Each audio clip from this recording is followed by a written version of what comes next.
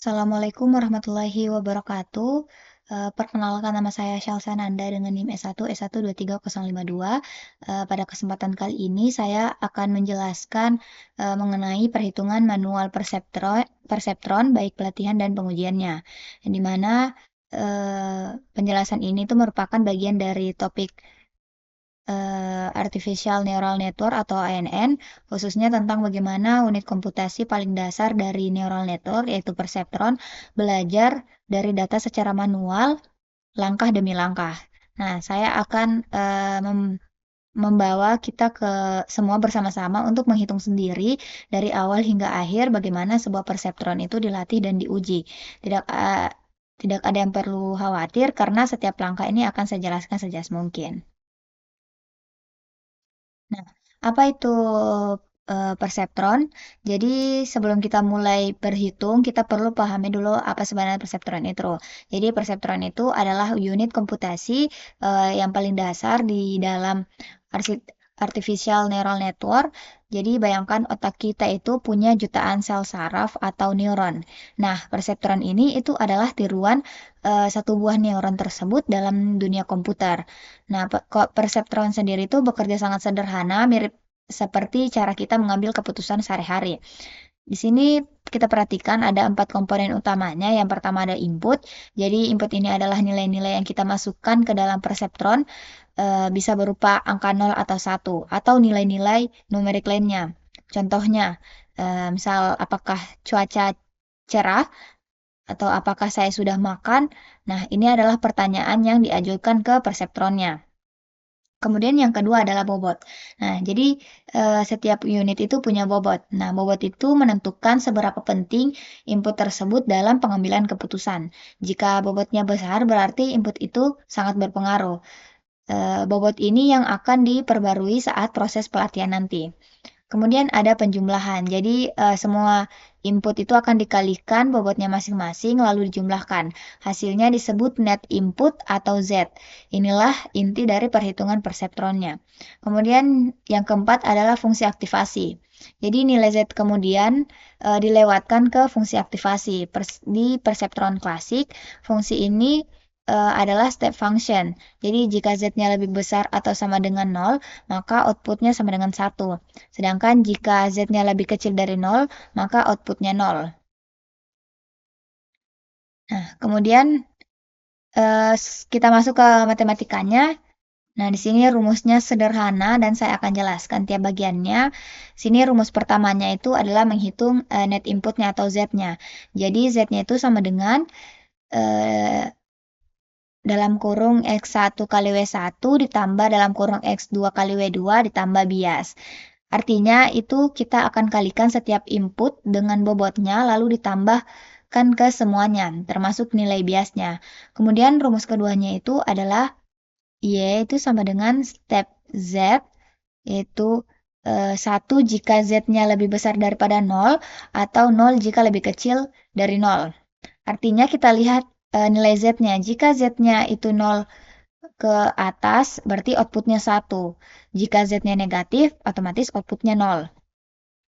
Jadi, apa? Jadi, saya terangkan mengenai X1-nya dulu dan X2. Jadi, X1 dan X2-nya itu merupakan adalah input yang merupakan nilai data yang dimasukkan.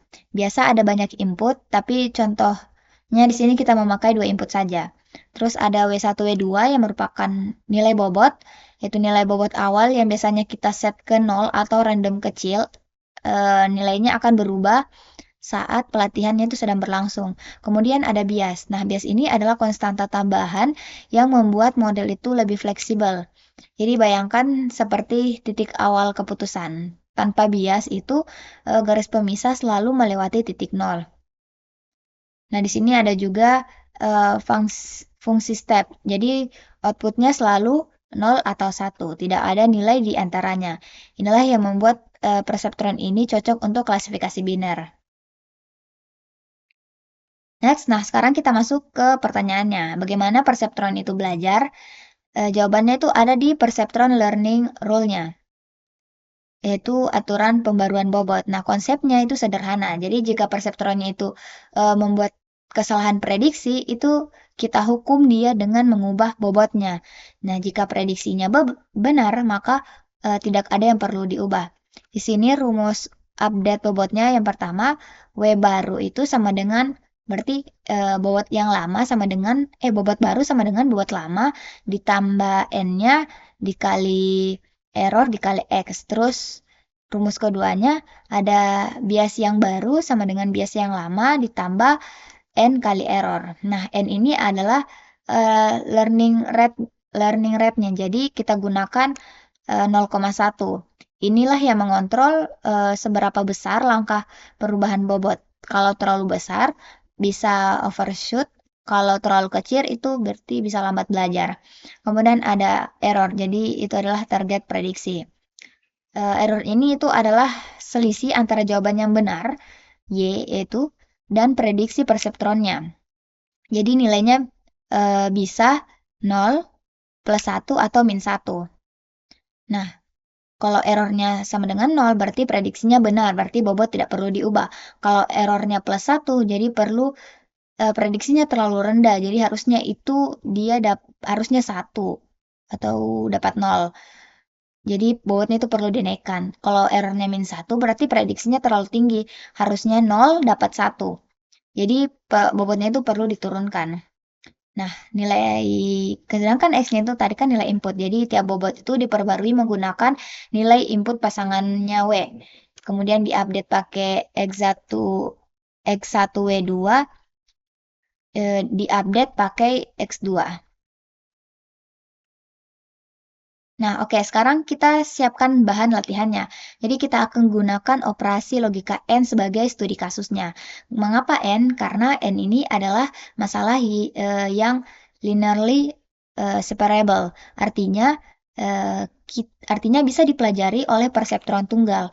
Nanti di bagian akhir juga kita akan melihat masalah yang tidak bisa dipecahkan perseptron tunggal, yaitu XOR. Oke, di sini tabel kebenaran N. Jadi N ini menghasilkan output 1 hanya jika kedua inputnya adalah 1. Semua kombinasi lainnya itu menghasilkan 0. Jadi misal di sini kalau X1-nya 0, X2-nya 0, maka targetnya 0. Karena 0 dan 0 and 0 itu sama dengan 0. Terus X1 0, terus X2-nya 1, maka targetnya 0. Karena 0 and 1 itu sama dengan 0. Terus di sini nih X1-nya 1, X2-nya 0. Berarti targetnya itu 0 karena 1 N 0 itu adalah 0. Terus X1-nya 1, X2-nya 1, targetnya sama dengan 1. Jadi karena 1 N 1 itu sama dengan 1. Jadi hanya ini yang bernilai 1. Kemudian kita inisialisasi bobot awalnya. Jadi sebelum pelatihan dimulai, kita perlu menentukan nilai awal untuk semua parameternya. Kita gunakan 0 untuk semua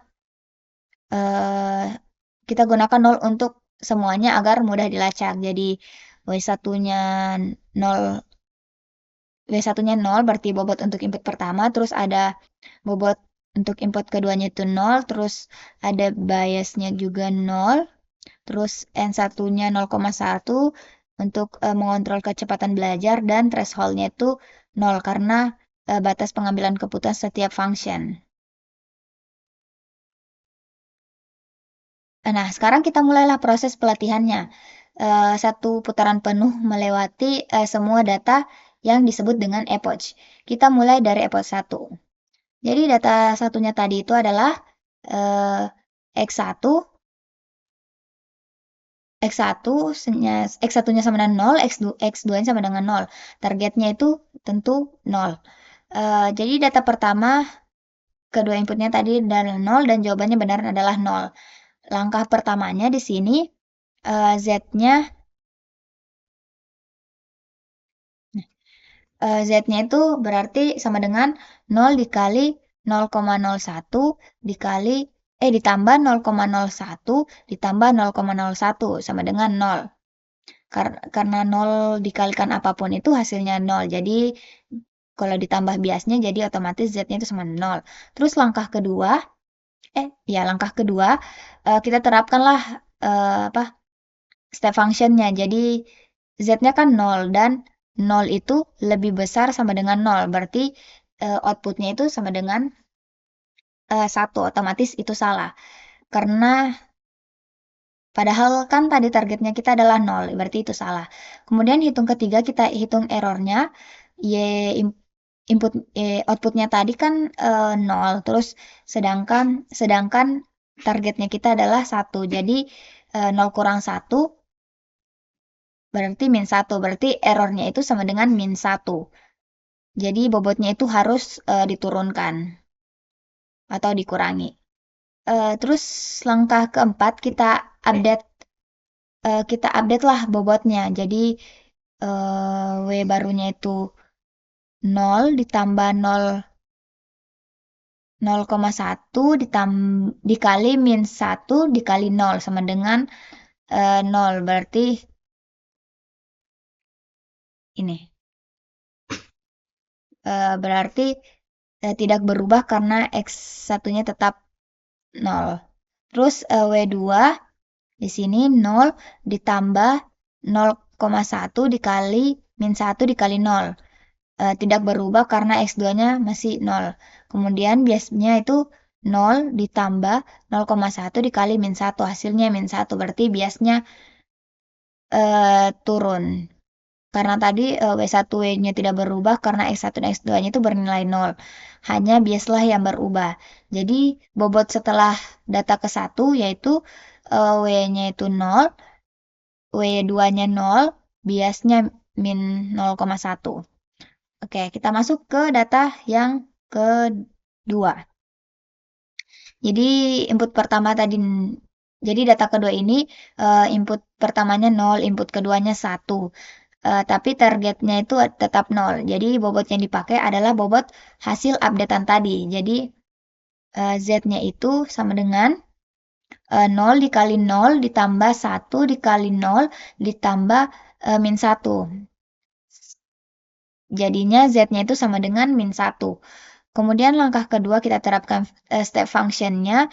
Jadi Z-nya tadi kan min 0,1 dan min 0,1 itu lebih kecil daripada 0.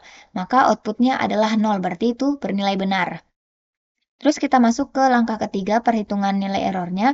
Jadi Y-nya tadi itu 0. Ya, jadi nilai targetnya kita 0. Terus ternyata outputnya 0, berarti 0 kurang 0 itu 0. Arti errornya itu 0, berarti tidak ada updatean, tidak perlu ada pembaruan bobot apapun. Jadi bobot tetap W1-nya 0, W2-nya 0, biasanya tetap min 0,1. Oke, masuk ke data yang ketiga. Jadi data ketiga ini input pertama 1, input kedua 0, targetnya adalah 0. Nah, jadi langkah pertamanya kita hitung dulu, kita cari tahu dulu Z-nya. Jadi Z-nya itu sama dengan 1 dikali 0 ditambah 0 dikali 0 ditambah min 0,1 sama dengan min 0,1. Terus kita masuk ke step 2 yaitu step function. Karena Z-nya tadi kan min 0,1. Sedangkan min 0,1 ini itu lebih kecil daripada 0. Berarti outputnya itu 0. Berarti bernilai benar. Terus kita hitunglah nilai errornya. Nah, kita hitung nilai errornya karena baik target maupun outputnya itu tadi sama-sama 0. Berarti tidak ada lagi updatean. Berarti bobotnya tetap. Jadi W1-nya itu 0, W2-nya 0, biasanya min 0,1. Oke, kita masuk ke data keempat. Data keempat ini sangat penting karena ini salah satunya yang targetnya adalah 1 dalam logika N tadi. Jadi kita hitung dulu kita cari tahu nilai Z-nya. Jadi Z-nya itu sama dengan 1 kali 0,1 ditambah 1,1 dikali 0, 1 kali 0 ditambah min 0,1 sama dengan min 0,1. Kemudian kita masuk ke step function-nya. Jadi Z-nya tadi kan min 0,1. Min 0,1 ini lebih kecil dari 0, artinya outputnya otomatis 0, berarti itu salah. Harusnya kan tadi 1. Terus kita hitung errornya. Output targetnya kita 1, sedangkan outputnya itu adalah 0, berarti 1 kurang 0, berarti itu 1. Jadi bobotnya itu harus dinaikkan, jadi dilakukan update bobot. Itu W1-nya sama dengan 0,0 ditambah 0,1 dikali 1 dikali 1. Jadi W-nya sekarang ini 1, terus update lagi W2-nya 0 ditambah 0,1 kali 1 kali 1. W-nya itu sama dengan 0,2. Terus biasnya min 1,0 ditambah 0,1 dikali 1 sama dengan 0. Berarti biasnya adalah 0. Jadi ini adalah ringkasan. Mari kita rekap apa yang terjadi tadi pada episode 1. Sebelum kita lanjut ke episode 2-nya. Jadi tadi di data yang pertama prediksinya 1, targetnya 0, errornya min 1, berarti biasanya turun dari 0 ke min 0,1. Terus data kedua 0,1, prediksinya 0, targetnya 0, artinya benar, jadi tidak ada perubahan. Terus masuk ke data ketiga 1,0, berarti prediksinya 0, targetnya 0, dan itu benar, jadi tidak ada perubahan. Kemudian di data keempat 1,1, prediksinya 0, targetnya 1, errornya plus 1. Berarti W1, W2 naik ke 0,1. Bias kembali ke nolnya. Jadi kesimpulan episode 1 ini ada 2 dari 4 data yang salah. Jadi perseptronnya belum selesai belajar. Kita masuk lagi ke bobot masuk ke episode 2. Jadi sesuai updatean tadi berarti W-nya 0,1, W2-nya 0,1, sedangkan biasnya 0.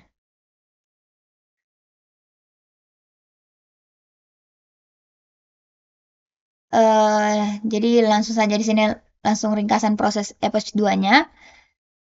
Yang data pertama itu 0,0 berarti Z-nya itu sama dengan 0 kali 0,1 ditambah 0 kali 0,1 ditambah 0 sama dengan 0. Terus sehingga outputnya itu adalah 1. Berarti errornya itu adalah min 1. Jadi W1-nya itu sama dengan 0, tidak ada berubah. Tidak ada yang berubah di X0, X1 tadi.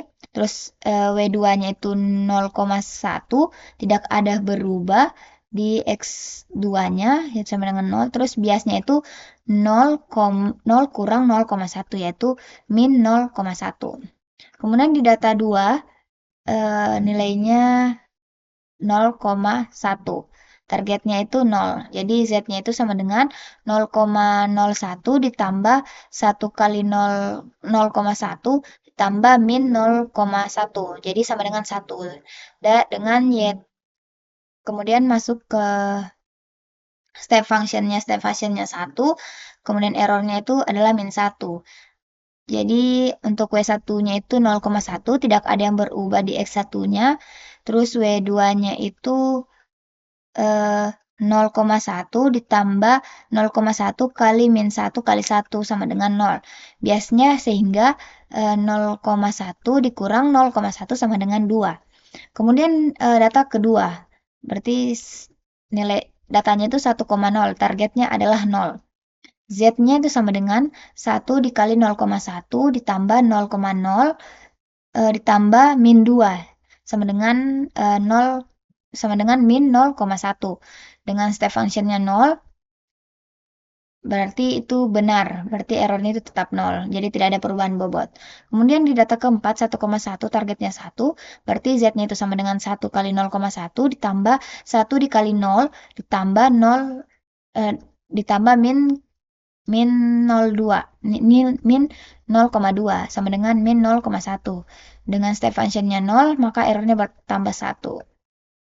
Sehingga bobot akhir epoch 2 ini berarti W1-nya itu sama dengan 0,2, W2-nya 0,1, biasnya min 0,1.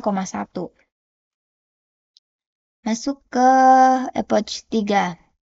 Oke, jadi tadi mau bobot yang masuk ke epoch 3 itu berarti W1 0,2, W2 0,1, biasanya min 0,1. Kita mulai di data pertama yaitu 0,0, berarti targetnya 0. Z-nya sama dengan 0 kali 0 min 2 ditambah 0,0 min 1 ditambah min 0,1 sama dengan min 0,1. Berarti step function-nya 0 berarti benar. Jadi tidak ada perubahan bobot. Terus di data kedua 0,1 targetnya itu 0.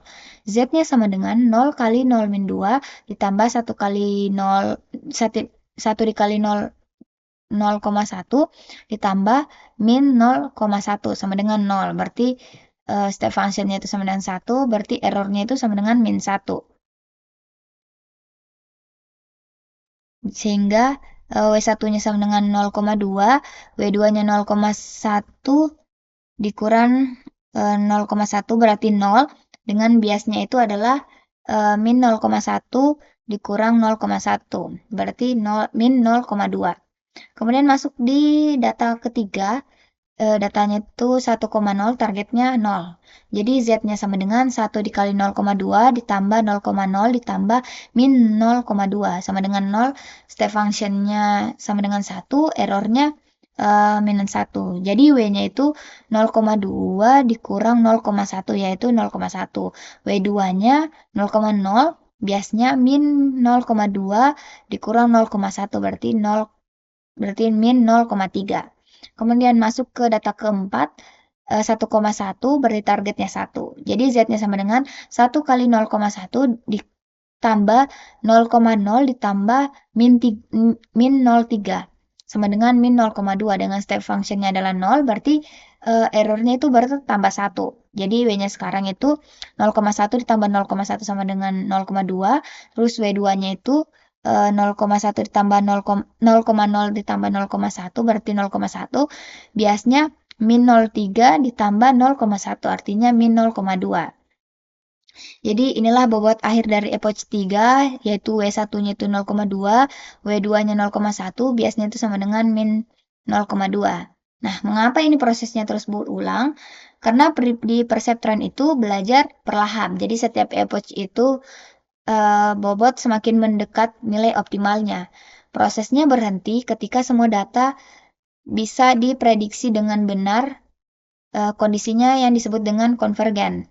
Nah, untuk dataset yang sederhana ini, bobot akhir yang stabilnya itu ada di sekitar W1-nya itu 0,2, W2-nya 0,1, dan biasnya itu adalah min 0,2.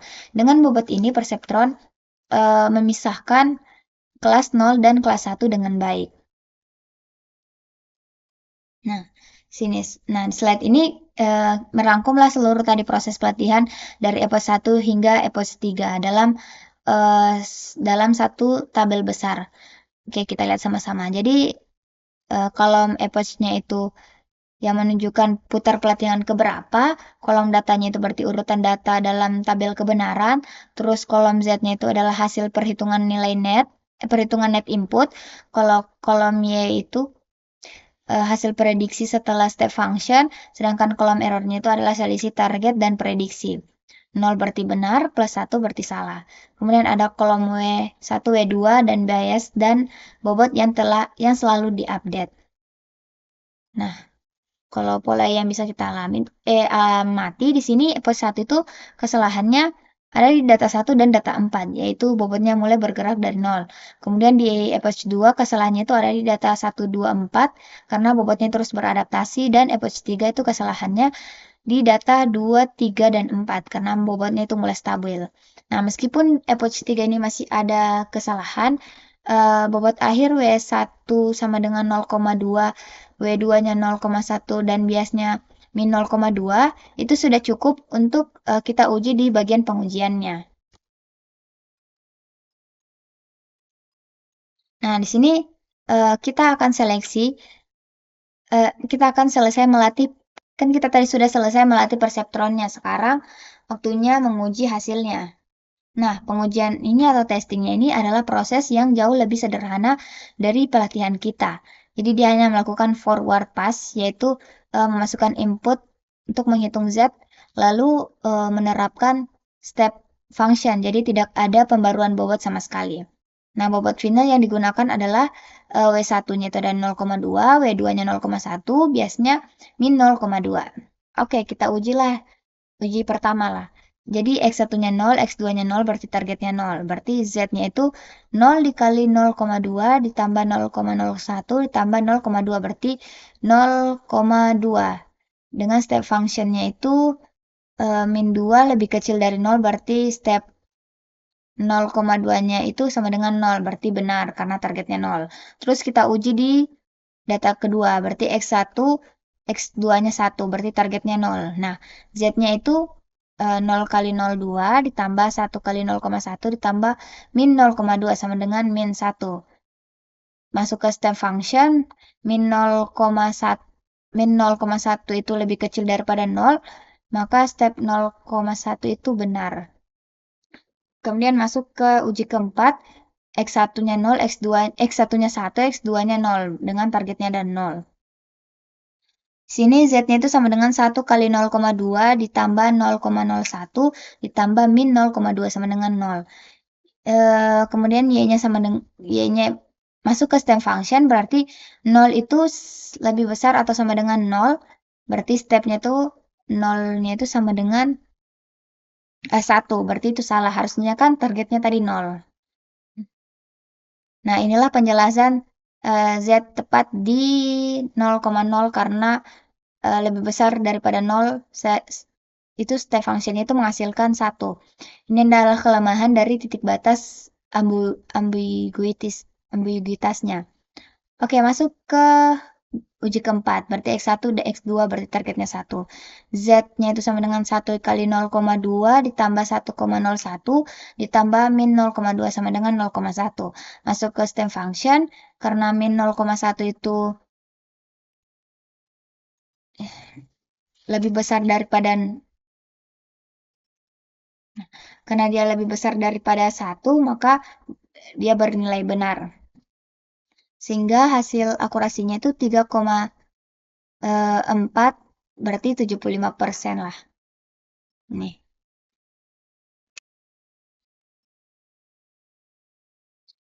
Oke, kita analisis dulu hasil pengujiannya. Jadi mari kita analisis hasil pengujiannya secara lebih mendalam. Nah, hasil prediksi versus targetnya. Jadi nih inputnya tadi kan 0,0, Z-nya min 0,2, prediksinya 0, targetnya 0, berarti benar. Inputnya 0,1, Z-nya min 0,1, prediksinya 0, targetnya 0, benar. Terus input 1,0, Z-nya sama dengan 0,0, maka prediksinya 1, sedangkan targetnya itu adalah 0, berarti itu salah. Kemudian di input 1,1, Z-nya itu sama dengan min 0,1. Jadi prediksinya 1, targetnya 1, berarti itu benar. Dengan akurasi 3 dari 4 data yang benar itu adalah 75%. Nah, mengapa uji ketiganya itu salah? Karena di data 1,0 itu menghasilkan Z sama dengan 0,01 yang tepat di berada garis batas threshold. Jadi setiap function itu menggunakan aturan jika Z-nya itu lebih besar atau sama dengan 0, outputnya 1 sehingga 0,0 itu dianggap positif dan menghasilkan prediksi 1 padahal kan targetnya sebenarnya 0.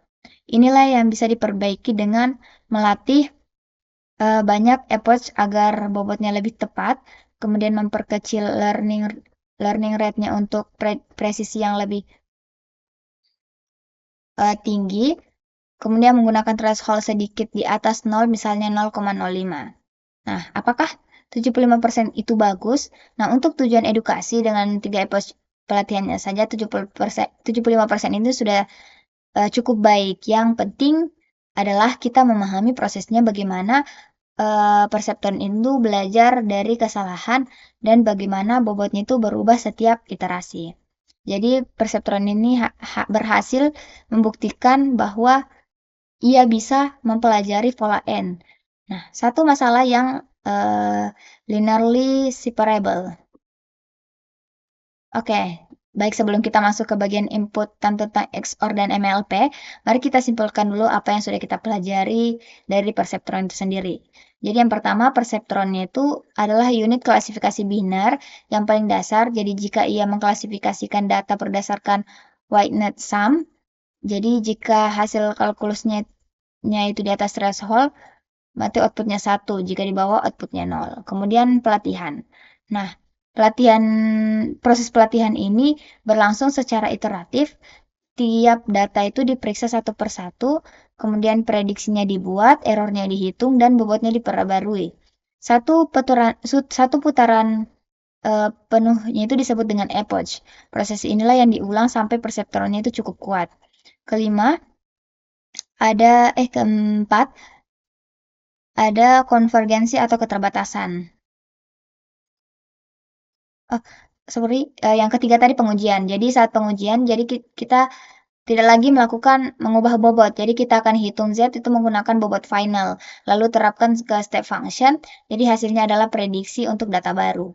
Kemudian terakhir adalah konvergen dan keterbatasan. Jadi perseptron ini hanya bisa belajar masalah dengan linearly separable, yaitu masalah yang bisa dipisahkan oleh satu garis lurus. Contohnya AND, OR, tapi XOR-nya itu tidak. Nah, untuk mengatasi keterbatasan yang digunakan multilayer perceptron yang kita akan bahas sekarang. Jadi perseptron tunggal itu tidak bisa menyelesaikan XOR. Nah, setelah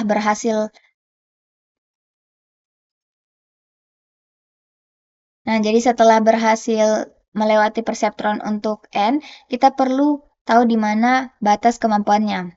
Nah, masalah itu adalah XOR. Nah, sini ada tabel kebenaran XOR, jadi X1-nya 0, X2-nya 0, berarti targetnya 0. X1-nya 0, X2-nya 1, targetnya 1.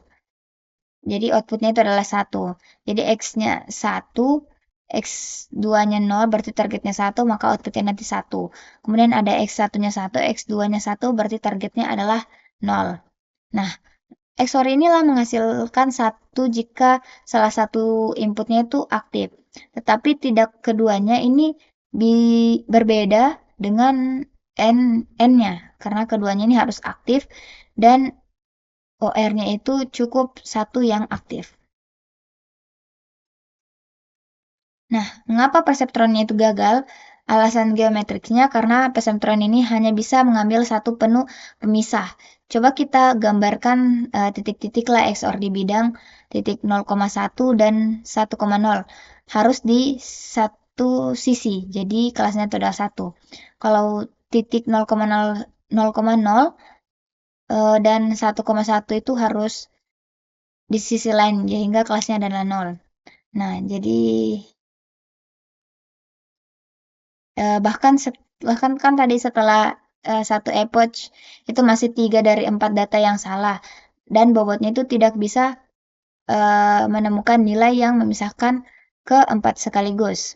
Nah, dengan menambahkan hidden layer di antara input dan output MLP itu mampu membentuk lebih dari satu garis pemisah sehingga bisa menyelesaikan XOR. Dan marilah kita lihat caranya. Di sini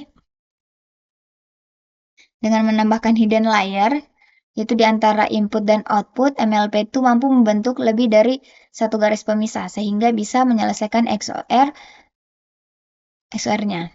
Oke, kita next. Solusi dari XOR untuk multilayer perceptron.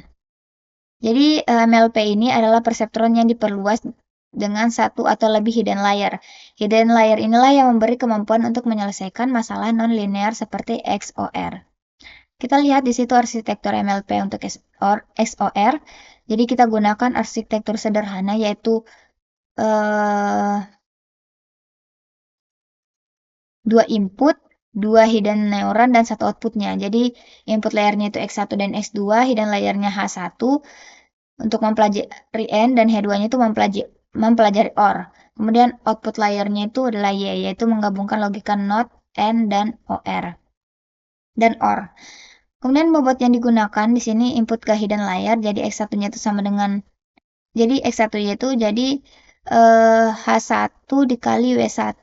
H1 dikali W sama dengan 1, H2 untuk X1 itu H1 berarti W-nya 1, W-nya 1, maka biasnya itu H1 sama dengan min 1,5. Kemudian X1-nya itu sama dengan H2 berarti W-nya 1, X2 yaitu H2 berarti W-nya 1, maka bias H2-nya itu sama dengan min 0,5 termasuk fungsi OR. Kemudian masuk ke hidden layer ke output, berarti H1 itu Y output, berarti W-nya itu sama dengan min 2. Berarti membuat negatif min H1 ini yang menghambat output jika N-nya aktif. Kemudian H2-nya itu Y-nya itu W sama dengan 1, berarti bobotnya itu positif. Maka H2-nya ini mendorong output jika OR-nya itu aktif. Maka bias outputnya itu adalah min 0,5. Jadi intuisi logika MMP. Jadi XOR ini bisa dijelaskan sebagai aktivasi output jika OR-nya aktif kecuali N-nya juga aktif. Jadi H1 itu adalah N karena aktif jika kedua inputnya 1, kemudian H2-nya itu OR, aktif jika salah satu atau keduanya itu 1, terus ada Y yaitu aktif dan H tidak aktif. Berarti Y-nya sama dengan OR N, not N, berarti XOR. Itulah mengapa bobot H1 ke output itu sama dengan min 2, itu negatif. Untuk membatalkan output ketika N-nya itu aktif. Oke, masuk ke perhitungan manual MLP.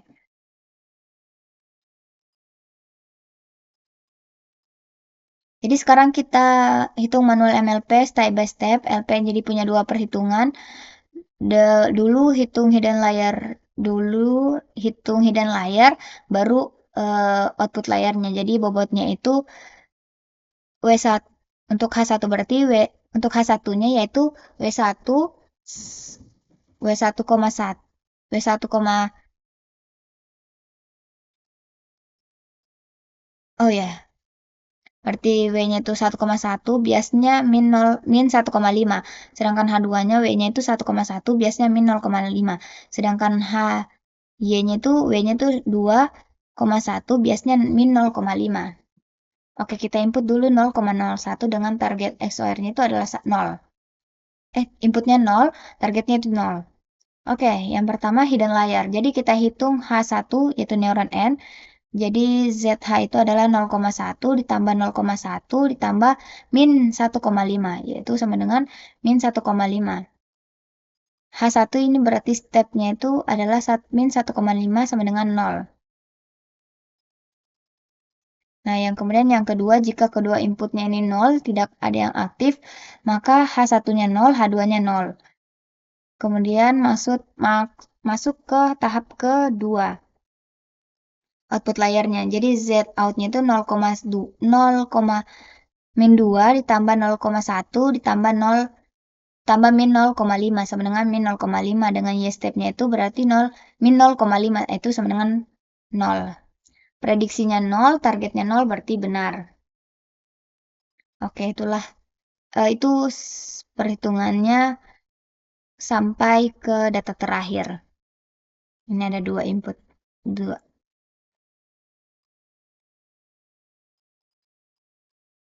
Oke, mungkin kita langsung saja ke tabel rekap forward tadi pas MLP.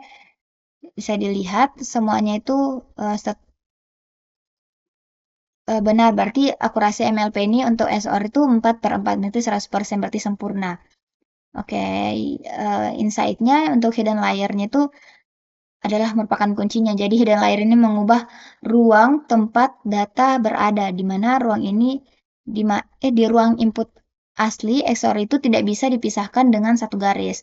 Tapi setelah hidden layer mengolahnya di ruang baru ia bisa dipisahkan, membuat negatifnya itu sebagai penghambat. Jadi bobot min 2 ini pada konsep H1 itu outputnya adalah kunci ajaib. Jadi ketika N aktif yaitu H1 sama dengan 1, ia memberikan dorongan negatif besar yang memastikan outputnya sama dengan 0. Kemudian ada komposisi logika. Jadi MLP ini secara matematik itu menjelaskan XOR sama dengan OR N not N. H2-nya menghitung OR, H1 menghitung N, dan outputnya menggabungkan keduanya. Oke, di sini sebagai penutup, kita bisa bandingkan perseptron tunggal dengan MLP secara ringkas dan jelas. Bisa dilihat. Kalau perseptron itu satu layer, jadi langsung input ke outputnya jadi lebih sederhana. Sedangkan MLP itu minimal 3 layar input. hidden output, lebih kompleks dan lebih powerful. Kalau masalah yang diselesaikan untuk perseptron sendiri hanya masalah linearly separable, bisa jadi dia hanya and dan or, sedangkan MLP ini linearly maupun non linearly separable, berarti and, or, XOR, dan banyak lagi. Untuk kompleksitasnya, perseptron ini rendah karena hanya 3 parameter, yaitu W1, W2, dan bias, jadi mudah dihitung manual, sedangkan MLP ini lebih tinggi, jadi jumlah parameter itu bergantung pada jumlah neuron di layar. Untuk metode pelatihannya sendiri, perseptron itu learning raw, berarti update bobot langsung berdasarkan error inputnya. Sedangkan LLP ini backpropagation, berarti nilai apa? Berarti errornya itu dipropagasi mundur dari output ke setiap layar untuk memperbarui semua bobot sekaligus. Nah, kapan bisa sih kita gunakan kalau perseptron sendiri itu untuk edukasi, pemahaman dasar, dan masalah klasifikasi biner sederhana. Kalau MLP ini hampir semua masalah nyata, misalnya pengenalan gambar, NLP, prediksi, dan lain-lain. Intinya MLP tadi itu adalah evolusi langsung dari perseptron.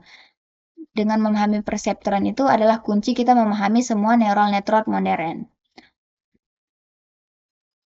Oke, mungkin itu saja yang saya jelaskan mengenai perhitungan manual perseptron, pelatihan dan pengujian. Terima kasih. Saya akhiri dengan kata wabillahi taufiq walhidayah. Assalamualaikum warahmatullahi wabarakatuh.